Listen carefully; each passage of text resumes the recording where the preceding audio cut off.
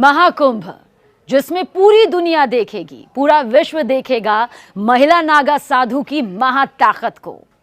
देखिए, महाकुंभ में एक बार फिर महिला नागा साधु दुनिया के सामने आएंगी। मगर क्या आप ये जानते हैं कि महिलाएं नागा साधु आखिर कैसे बनती हैं? इनकी महिमा क्या है? इनकी महाताकत क्या है?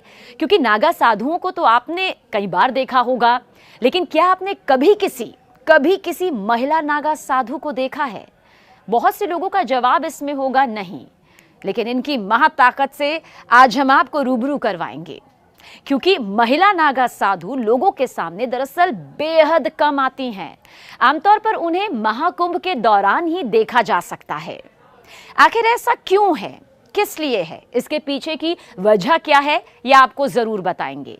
ये भी बताएंगे कि महिला नागा साधु आखिर रहती कहां पर हैं, क्यों वो दिखाई नहीं देती, लेकिन महाकुंभ उनके बिना अब अधूरा नजर आता है। महिला नागा साधु का पता जानने से पहले ये जान लेना बेहद जरूरी है कि आखिर महिलाएं नागा साधु बनती कैसे हैं। क्या हर कोई महिला नागा साधु बन सकती है? क्या अगर ईश्वर के प्रति, भगवान के प्रति एक आस्था जग जाए तो यूं ही नागा साधु बना जा सकता है? ये प्रक्रिया बहुत मुश्किल होती है और हैरान करने वाली होती है। तो आइए आपको बताते हैं चरणबद्ध तरीके से कि आखिर महिला नागा साधु कैसे बना जाता है। लेकिन उससे पहले कुछ और तथ्यों के बारे में भी यहाँ पर जान लेते हैं।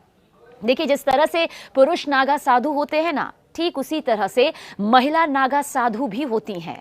पुरुषों की तरह महिलाएं भी नागा साधु बनती हैं। महिला नागा साधु बनना बिल्कुल आसान नहीं होता। कहा जाता है कि महिला नागा साधु बनने की जो राह होती है वो बेहद कठिन होती है। महिलाओं के नागा साधु बनने की प्रक्रिया बहुत मुश्किल होती है। जितना सरल ये आपको लग सकता है, उससे कई गुना एक प्रक्रिया है जिसका सामना महिलाओं को नागा साधु बनने के लिए करना ही होता है। ये बहुत कठिन, बहुत मुश्किल राह होती है। जो इसे पार कर लेता है वही महिला नागा साधु बन पाता है। महिला नागा साधु बेहद मुश्किल, कठिन तप करती हैं। महिला नागा साधु का सारा जीवन ईश्वर के लिए, परमात्मा के लिए, भगवान के लिए समर्पित हो जाता है। देखिए, महिला नागा साधु बाहरी दुनिया में बहुत ही कम दिखाई देती हैं। महिला नागा साधु दरअसल जंगलों और अखाड़ों में रहती हैं। ये सुनने में आपको अटपटा लग रहा होगा, लेकिन हकीकत यही है। ये कई सालों तक कठिन तपस्या करती है, कठिन तप में डूबी रहती हैं। सनातन धर्म में, हिंदू धर्म में पुरुषों की तरह ही महिलाएं भी नागा साधु बनती हैं, इसमें कोई दो राय नहीं। अगर कोई महिला नागा साधु बनना चाहती है, उसकी अंतरात्मा ये कहती है कि वो नागा साधु बनना चाहती है, तो सबसे पहले बेहद कड़े नियमों का पालन उसे कड़े तरीके से करना ही होता है। यहां तक कि उन्हें भी सांसारिक मोह माया जो है उसका त्याग करना पड़ता है। और किन नियमों का पालन करना पड़ता है? देखिए, ये वो नियम है जो हर एक महिला नागा साधु को करना पड़ता है। किसी महिला के मन में अगर नागा साधु बनने की इच्छा प्रज्वलित होती है, उसे लगता है कि वो भी नागा साधु बनना चाहती है, तो उसके लिए पहले 6 से 12 वर्ष तक ब्रह्मचर्य का पालन करना होता है। यह आवश्यक माना जाता है। जो महिला ऐसा करने में सफलता प्राप्त कर लेती है, कामयाब हो जाती है, अपने मन पर काबू पा लेती है, अपनी काम वासना पर पूरी तरह से काबू पा लेती है, तो उसे गुरुओं की ओर से नागा साधु बनने की अनुमति मिल जाती है। जो महिला नागा साधु बनती है, उसके पिछले जीवन के बारे में पूरी जानकारी ली जाती है। ऐसा नहीं है कि अगर किसी के मन में नागा साधु बनने की इच्छा जागी है तो उसका जीवन कैसे रहा है, अब तक उसकी परवरिश कैसे हुई है, उसके जीवन में उसके पारिवारिक तौर पर क्या कुछ जानकारी है, वो सब पूरी तरह से जुटाई जाती है। साथ ही जो महिला नागा साधु बनती है ना, उसे अपने गुरुओं को अपनी योग्यता का विश्वास दिलाना पड़ता है। दरअसल नागा एक तरह की पदवी होती है। वैष्णव, शैव और उदासीन अखाड़े नागा साधुओं की होते हैं। अखाड़ों के बारे में हमने आपको पहले भी जानकारी दी है, आगे भी जानकारी देंगे, लेकिन एक बार फिर बता देते हैं। वैष्णव, शैव और उदासीन अखाड़े नागा साधुओं के ही होते हैं। और इतना ही नहीं, एक और खास बात, अपना ही पिंडदान जीते जी करना होता है। महिला नागा साधु तभी बन पाती हैं। पहले अपना उन्हें सिर मुंडवा दिया जाता है, यानी कि पहला जो होता है सबसे पहले उनके बालों को कटवा दिया जाता है, क्योंकि कहते हैं ना कि एक महिला का सबसे बड़ा आभूषण उसके बाल होते हैं, इसलिए सबसे पहले इस मोह को त्यागा जाता है। नागा साधु बनने का सबसे अहम पड़ाव है पिंडदान करना। महिला नागा साधु बनने के लिए जीते जी महिला को अपना पिंडदान करा दिया जाता है, यानी कि उसे हर तरह के मोह से दूर रहना पड़ता है। पिंडदान के बाद महिला को उस जीवन से पूरी तरह से मुक्ति मिल जाती है और उसके बाद ही महिला नागा साधु ये स्वीकार करती है कि अब से वो आध्यात्म के सफर पर निकल पड़ी है। अब से उसका पूरा जीवन जो है वो परमात्मा के चरणों में ही रहेगा, वो परमात्मा के लिए ही जिएगी और परमात्मा में ही लीन हो जाएगी। अब उसका सारा जीवन उस ईश्वरीय शक्ति को समर्पित होता है। अब महिला नागा साधु को लेकर कुछ और भी सवाल है, क्योंकि दरअसल नागा साधु जो होते हैं वो नग्न होते हैं, लेकिन महिला नागा साधु गेरुआ वस्त्र पहनती हैं। पुरुष नागा साधु तो नग्न में रहते हैं, लेकिन महिला नागा साधुओं को गेरुआ वस्त्र धारण करने की इजाजत होती है। लेकिन वो वस्त्र ध्यान से कहीं से भी सिला नहीं होता, यानी कि इसमें भी नियमों का पालन होता है। जैसे कि हम और आप जो कपड़े पहनते हैं वो सिले हुए होते हैं, उन्हें हम अपने हिसाब से अपने अनुरूप बना सकते हैं, लेकिन महिला नागा साधु किसी भी तरह से सिले हुए कपड़े नहीं पहनती हैं। और महिला साधुओं के माथे में, यानी कि महिला नागा साधुओं के माथे पर एक तिलक होता है और वो भी अपने पूरे शरीर पर भस्म लगाती हैं, जैसा कि नागा साधु करते हैं, बिल्कुल वैसे ही। लेकिन जगह पर, अलग जगह पर उनका जो विशेष स्नान होता है वो किया जाता है। महिला नागा साधु बेहद सादा जीवन जीती हैं, साथ ही साथ एक लंबा और बगैर सिला गेरुआ वस्त्र पहनती है, जैसा हमने आपको पहले भी बताया। और इसके साथ ही उनके माथे पर तिलक भी होता है, पूरे शरीर पर भस्म होता है। और इतना भी बता दें, नागा साधु, चाहे वो महिला नागा साधु हो या पुरुष नागा साधु हो, वो किसी भी दूसरे व्यक्ति के समक्ष अपना सिर कभी नहीं झुकाते और ना ही किसी की निंदा करते हैं, लेकिन उनका सिर आशीर्वाद लेने के लिए केवल वरिष्ठ सन्यासियों के समक्ष ही झुकता है। इन सभी का पालन एक नागा साधु को आजीवन करना होता है, यानी कि जब तक वो इस मनुष्य जीवन में है उसका पालन उसे अपने अंतिम सांस तक करना होगा। देखिए, महिला नागा साधुओं को लेकर बहुत सारी बातें सामने आई हैं, जैसे उनके विशेष स्नान को लेकर भी सामने बातें आती हैं। तो हमने आपको बताया कि उनके स्नान की अलग से व्यवस्था यहाँ पर की जाती है। बहुत सादा जीवन उनका होता है। आपको ये भी बता दें कि अगर पूरे भारत का जिक्र करें तो नागा साधुओं की जो संख्या है वो 5 लाख से ज्यादा है। और इतना भी बता दें कि नागा साधु अगर कोई है तो 24 घंटे में सिर्फ एक बार ही भोजन ग्रहण करते हैं। वो अपने भोजन में कंदमूल, जड़ी बूटी, फूल, फल, पत्तियां ये सब खाते हैं। साधु संत को ईश्वर के सबसे निकट माना जाता है। कहा जाता है कि अगर ईश्वर के निकट पहुंचना है तो एक सच्चे साधु संत को देख लीजिए। सन्यासी अपने पूरे सांसारिक जीवन का त्याग कर देता है, अपना संपूर्ण वक्त उस परमात्मा के नाम कर देता है, उसका स्मरण करने में लगाता है। साधु संतों में नागा साधुओं की चर्चा देखिए जरूर की जाती है। सबसे खास बात तो यह है कि नागा साधुओं को लेकर जो एक कड़ा स्वरूप नजर आता है वो सिर्फ भक्ति का ही नजर नहीं आता है, बल्कि कड़ाके की ठंड में भी वो कपड़े नहीं पहनते हैं, नग्न अवस्था में रहते हैं। ये उनकी वो तपस्या है जिसके जरिए उन्हें ये ताकत मिलती है, ये शक्ति मिलती है। शरीर पर धुनी भस्म लगाकर वो घूमते हैं। अच्छा, नागा का मतलब भी नग्न है। नागा सन्यासी अपना पूरा जीवन नग्न अवस्था में ही रहते हैं।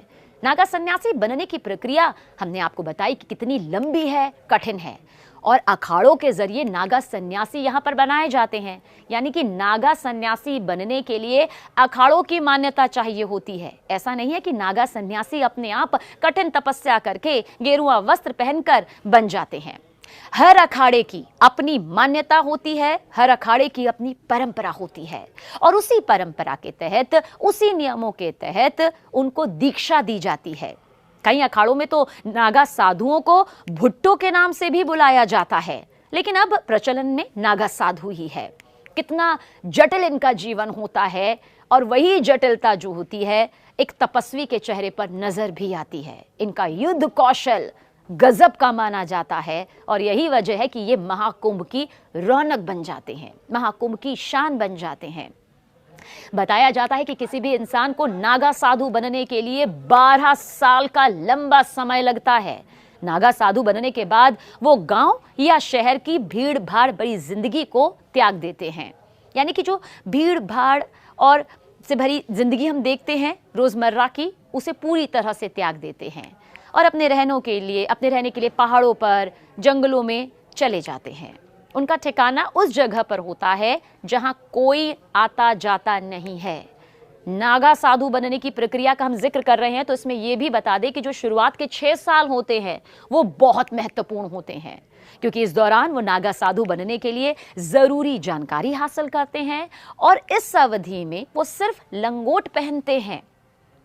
वो कुंभ मेले में प्रण लेते हैं, जिसके बाद लंगोट को भी त्याग देते हैं और पूरा जीवन कपड़ा धारण नहीं करते, वस्त्र नहीं पहनते। नागा साधु बनने की प्रक्रिया की शुरुआत देखिए, सबसे पहले ब्रह्मचर्य की शिक्षा लेनी होती है, इसमें सफलता प्राप्त करनी होती है, और अगर इसमें सफलता प्राप्त हो जाती है तो महापुरुष दीक्षा दी जाती है और इसके बाद यज्ञोपवीत होता है। क्या होता है ये? इस प्रक्रिया को किया जाता है और उसके बाद वो अपने परिवार का पिंडदान करते हैं, जिसे बिजवान भी कहा जाता है। देखिए, हम पिंडदान का जिक्र इसलिए कर रहे हैं क्योंकि ये नागा साधु को, चाहे वो पुरुष हो या महिला हो, ये करना ही होता है। वैसे कुछ जानकारी ये भी देते हैं कि 17 पिंडदान होते हैं, जिनमें से 16 अपने परिजनों का और 17वां खुद का पिंडदान होता है। यानी कि सबका पिंडदान उन्हें जीते जी करना होता है। 17 पिंडदान, जिनमें से 16 अपने परिजनों का, 17वां खुद का पिंडदान होता है। अपना पिंडदान करने के बाद वो अपने आप को मृत समान घोषित करते हैं, जिसके बाद उनके पूर्व जन्म को समाप्त माना जाता है। पिंडदान के बाद वो जनेऊ गोत्र समेत उनके पूर्व जन्म की सारी निशानियां मिटा दी जाती हैं। वैसे कई बार लोग बहुत ज्यादा यहाँ पर असमंजस की स्थिति में पड़ जाते हैं। उन्हें लगता है कि नागा साधु, अघोरी, ये क्या अमूमन एक जैसे हैं? तो देखिए, वैसे तो हम महिला नागा साधु का जिक्र कर रहे हैं, लेकिन ये जानकारी भी आप तक पहुंचाते हैं। देखिए, अघोरी जहां तंत्र साधना करते हैं, एकांत में रहते हैं, तो वही नागा साधु मंत्र साधना और योग करते हैं। समझिए, अघोरी तंत्र साधना करते हैं, वहीं पर नागा साधु जो हैं वो मंत्र साधना करते हैं, योग करते हैं। और सामाजिक स्तर पर नागा साधु काफी सक्रिय रहते हैं। वो धर्म की रक्षा के लिए प्रतिबद्ध रहते हैं और समय आने पर युद्ध तक के लिए तैयार हो जाते हैं। इन्हें युद्ध कला में पारंगत माना जाता है। अखाड़ों का जिक्र हमने किया तो इस समय 13 प्रमुख अखाड़े हैं, जिनमें प्रत्येक में शीर्ष महंत आसीन होते हैं। इनमें 7 वैष्णव सन्यासी, 3 बैरागी वैष्णव और 3 उदासीन सांप्रदाय के हैं। शैव सन्यासी सांप्रदाय के 7 अखाड़े हैं। संतों के 13 अखाड़ों में 7 अखाड़े ही नागा साधु बनाते हैं। हमने इसलिए अखाड़ों का जिक्र किया कि संतों के 13 अखाड़ों में 7 अखाड़े ही नागा साधु बनाते हैं। अब ये कौन से हैं? ये हैं जूना, महानिर्वाणी, निरंजनी, अटल, अग्नि, आनंद और आह्वान अखाड़ा। देखिए, नागा साधु बनने की प्रक्रिया हमने आपको यहाँ पर बताई। नागा साधु का रहन सहन कैसा होता है ये भी आपको बताया। नागा साधु की तपस्या कैसी होती है इसकी भी जानकारी दी। लेकिन नागा साधु एक तरह से सैन्य पंथ है, यानी कि युद्ध करने वाला। सिर्फ तपस्या करने वाला तपस्वी ही नहीं, बल्कि युद्ध करने वाला, वक्त आने पर अपना युद्ध कौशल दिखाने वाला। और वो एक सैन्य रेजिमेंट की तरह बंटकर रहते हैं और अपने त्रिशूल, तलवार, शंख, चिलम से इस दर्जे को दर्शाते भी हैं। देखिए, नागा साधु जो हैं वो कुंभ महाकुंभ के अवसर पर ही दिखाई देते हैं। कुंभ मेले में नागा साधुओं को लेकर खास आकर्षण भी रहता है और भारतीयों के साथ ही जो विदेशी श्रद्धालु आते हैं, विदेशी सैलानी आते हैं, इन्हें जानने की चाह उनमें भी उतनी ही नजर आती है। दिगंबर का मतलब आपको बताते हैं कैसे ये इससे कनेक्ट हो जाता है। दिगंबर का मतलब जो आकाश को ही अपना वस्त्र मानते हों, यानी जिन्हें लगता हो कि ये पूरा आकाश जो है ना, वही उनका वस्त्र है, वही कपड़ा है, वही उनका शरण है। कपड़ों के नाम पर पूरे शरीर पर धुनी की राख लपेटे नागा साधु कुंभ मेले में विशेष स्नान के समय ही खुलकर सामने आते हैं और विशेष स्नान, जिसे शाही स्नान कहते हैं, समय समय पर अपनी मंडली के साथ आचार्य महामंडलेश्वर श्री महंत के रथों की अगुवाई करते हुए शाही स्नान कर पुण्य प्राप्त करते हैं। वैसे ये भी बता दें कि राजा भी नागा साधुओं का सहयोग लेते थे। विदेशी आक्रमण की स्थिति में, विदेशी आक्रमण के हालात में कई बार ऐसा हुआ जब राजा महाराजा भी अखाड़ों के नागा साधुओं का सहयोग लिया करते थे। इतिहास में ऐसे कई युद्धों का बखान भी मिलता है, जिक्र मिलता है, जिनमें 40,000 से ज्यादा नागा योद्धाओं ने हिस्सा लिया, अपना युद्ध कौशल दिखाया। अहमद शाह अब्दाली के मथुरा वृंदावन के बाद गोकुल पर आक्रमण करने पर नागा साधुओं ने मुकाबला करके गोकुल की, कहा जाता है कि, रक्षा की थी। भारत की आजादी के बाद इन अखाड़ों ने अपना सैन्य चरित्र त्याग दिया, लेकिन अखाड़ों के प्रमुखों ने भारतीय संस्कृति और दर्शन के सनातनी मूल्यों का अध्ययन किया, अनुपालन किया और संयमित जीवन व्यतीत करने का आदेश दिया। कोई भी अखाड़ा, चाहे वो कोई भी अखाड़ा हो, अच्छी तरह, पूरी तरह जांच पड़ताल करके ही योग्य व्यक्ति को ही प्रवेश देता है। सबसे पहले लंबे समय तक ब्रह्मचारी के रूप में रहना होता है, फिर उसे महापुरुष, फिर उसे अवधूत बनाया जाता है। अंतिम प्रक्रिया महाकुंभ के दौरान होती है, जिसमें उसका खुद का पिंडदान यानी कि दंडी संस्कार आदि कराया जाता है, जिसे हमने बताया बिजवान भी कहा जाता है। और अंतिम परीक्षा दिगंबर और फिर श्री दिगंबर की होती है। दिगंबर नागा एक लंगोटी धारण कर सकता है, लेकिन श्री दिगंबर को बगैर कपड़े के रहना होता है। एक बार फिर से बताते हैं, अंतिम परीक्षा होती है नागा साधुओं की दिगंबर और फिर श्री दिगंबर की। दिगंबर यानी नागा एक लंगोट धारण कर सकता है, लेकिन श्री दिगंबर को बगैर कपड़े के रहना होता है और वो इस पूरे आकाश को ही अपना वस्त्र मानता है। तो देखा, जिन नागा साधुओं को आप देखते हैं महाकुंभ में, वो महज सिर्फ साधु नहीं है, उनके पीछे की तपस्या, उनके पीछे की कहानी नहीं, बल्कि हकीकत कितनी ज्यादा मजबूत है।